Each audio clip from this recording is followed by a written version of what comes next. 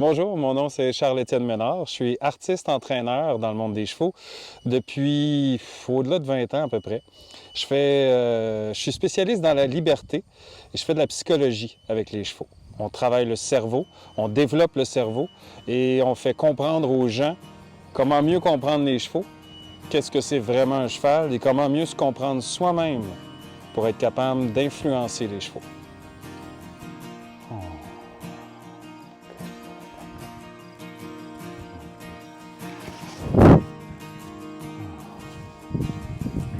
Quand j'étais petit, je voulais parler aux animaux.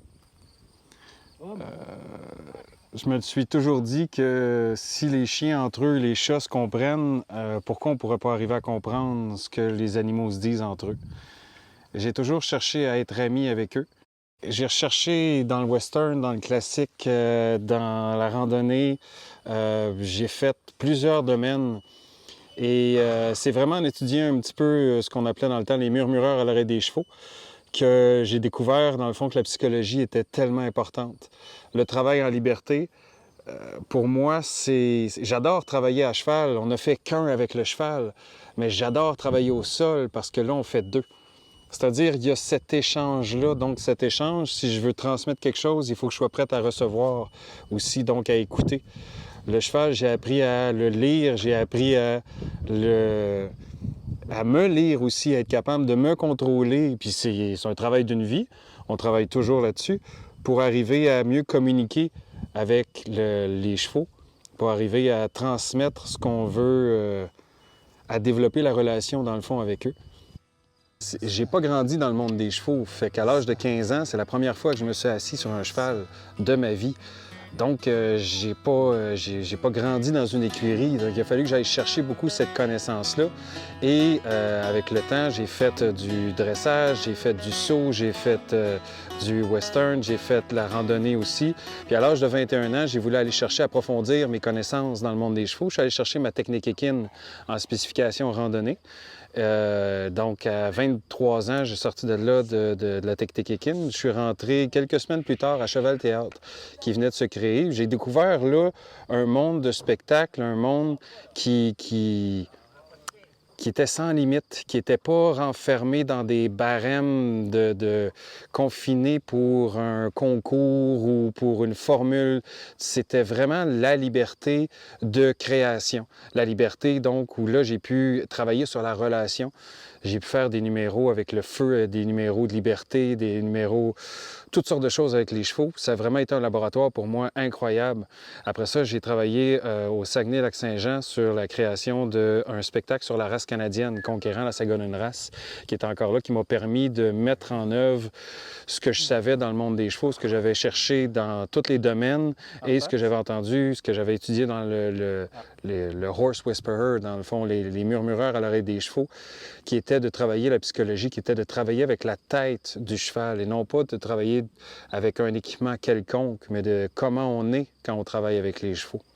C'est ce qui m'a permis par la suite de faire quelques spectacles, d'être recruté par Cavalia. Et encore aujourd'hui, je fais des spectacles un peu partout dans certains événements. Je fais des cliniques, je me promène, je donne des cours, dans le fond, à l'année longue, et des conférences, que ce soit des fois même au cégep, dans des cours de psychologie, dans des DEP sur les animaux.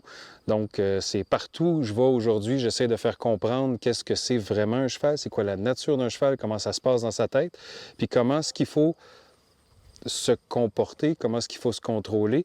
Et c'est pour moi le plus grand des cadeaux des chevaux, c'est le travail sur nous qui nous permet de faire.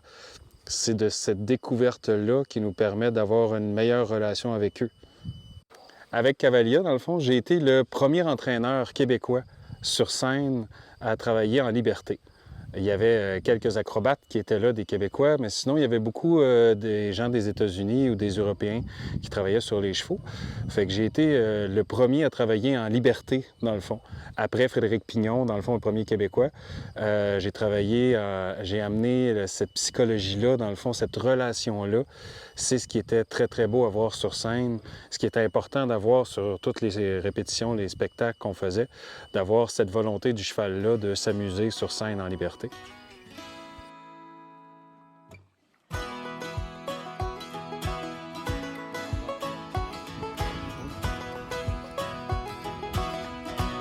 Hum.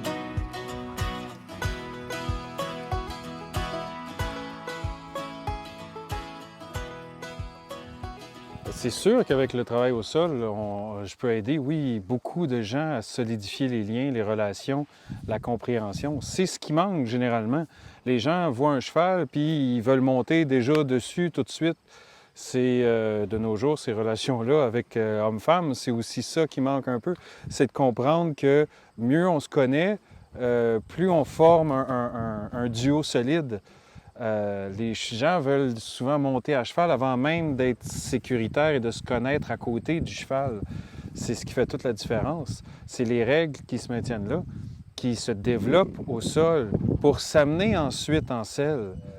Les gens vont souvent penser que le cheval est fait pour monter sur son dos. Il n'y a pas moins domestique que les chevaux comme animaux domestiques. Chaque cheval qui vient au monde doit être réapprivoisé. La relation doit se recréer. Un chat ou un chien, d'une génération à l'autre, les petits vont s'habituer à l'être humain ou les parents vont habituer les petits à l'être humain. Le cheval, on doit réapprivoiser et recommencer. Pourquoi? Parce que c'est une nature totalement différente de nous autres. C'est une proie et nous sommes des prédateurs. C'est comme de penser qu'un lion peut monter sur une gazelle et que c'est naturel. C'est que les gens ont des animaux sauvages entre les mains. Il y a plusieurs stades de développement psychologique chez le cheval. On passe d'animal sauvage à cheval à ami avec personnalité. Les gens pensent qu'ils ont un ami avec personnalité, mais souvent ils ont un animal sauvage avec du caractère. Et ils les contraignent à faire certaines actions. Il y a deux manières d'entraîner des êtres vivants. On peut conditionner ou on peut faire comprendre. Si on conditionne, on bypasse le cerveau, on contourne le cerveau. On peut voir on peut chercher sur YouTube une poule qui joue du piano. Est-ce que cette poule est musicienne? Absolument pas. Mais elle est capable de faire des choses incroyables par le conditionnement. Mais on ne développe pas le cerveau. Mais si on comprend, là, il faut adapter. Chaque être vivant est différent.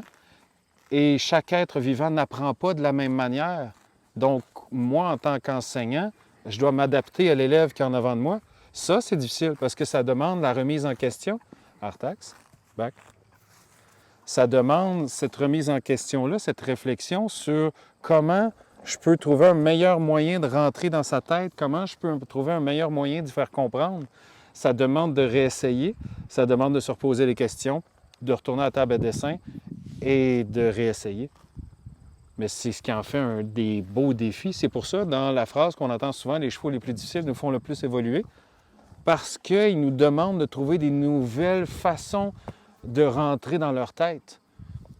Donc, une nouvelle... Ou des fois, ils savent aller chercher nos limites, ils savent aller chercher nos faiblesses à nous. Fait que ça nous demande de mieux nous connaître pour mieux les contrôler, pour mieux nous contrôler, pour mieux les influencer. Tango, Merlin. Allez, Merlin. Allez, Artax. Merlin. Ah, Shelby.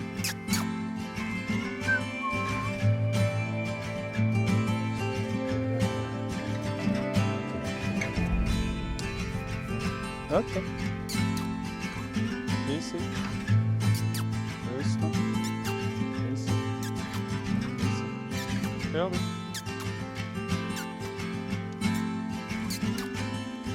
Ici. Doucement. Ici. Ici. Shelby.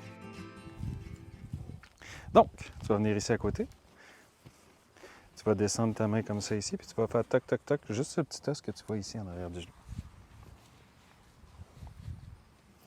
Et tu vas claquer dans tes doigts. Recule un petit peu. Continue, claque dans tes doigts encore. Pointe en arrière de sa patte. Tasse-toi ici en dessous de sa tête. Oh, tu exagères. Good. Tu peux la flatter. Expire, relax. L'avant.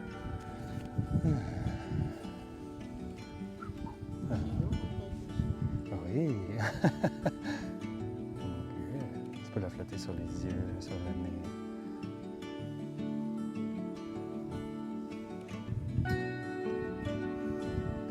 que tu entends, c'est sa respiration. Elle se retient dans le fond parce que ses poumons sont pas faits pour être sur le côté comme ça. Et ça. Ah. Hop. Hop. Ici, tu peux venir même te coucher en cuillère comme ça, avec la tête ici comme ça. Voyons plein de mouches partout. Je pensais que...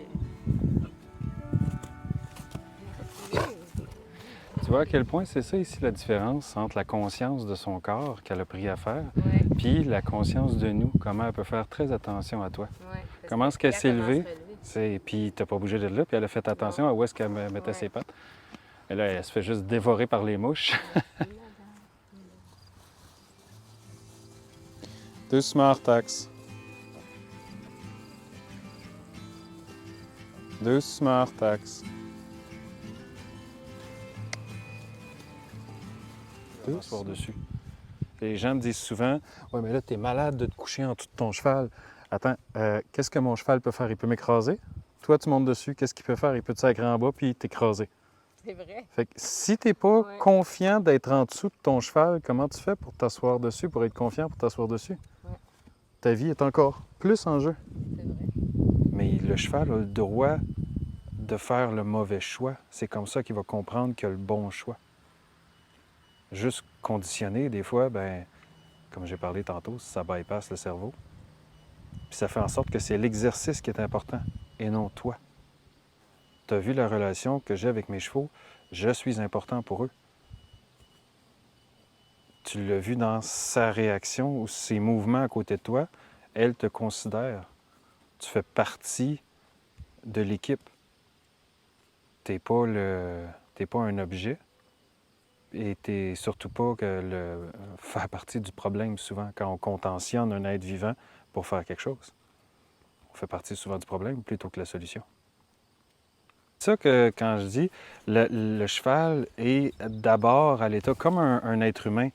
Et de 0 à 6 ans, on est un animal sauvage qui vit que par nos peurs et nos réactions.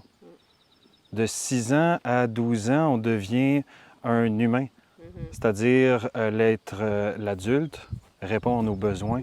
C'est un faux ami. De 12 ans à 18 ans, on se rend compte que la société peut être un bon chef parce qu'il y a des règles claires. Et de 18 ans au restant de notre vie, dans ces règles-là, je peux développer ma personnalité. Le cheval, c'est la même chose. Il passe de animal sauvage à cheval.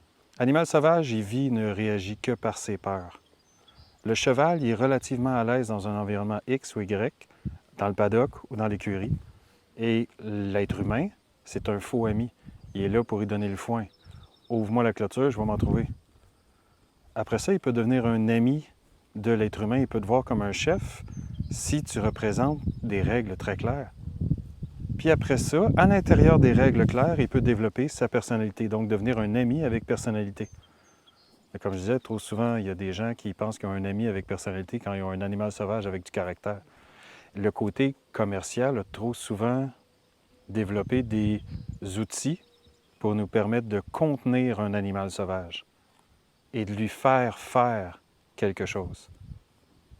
J'aime développer une relation de demande. Je dis souvent la différence entre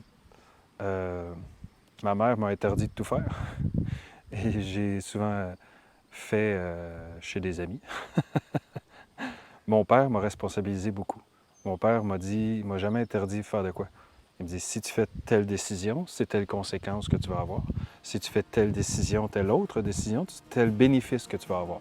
J'ai fait mes choix, j'ai fait mes erreurs et j'ai décidé de faire les actions qui m'apportent aujourd'hui le bénéfice.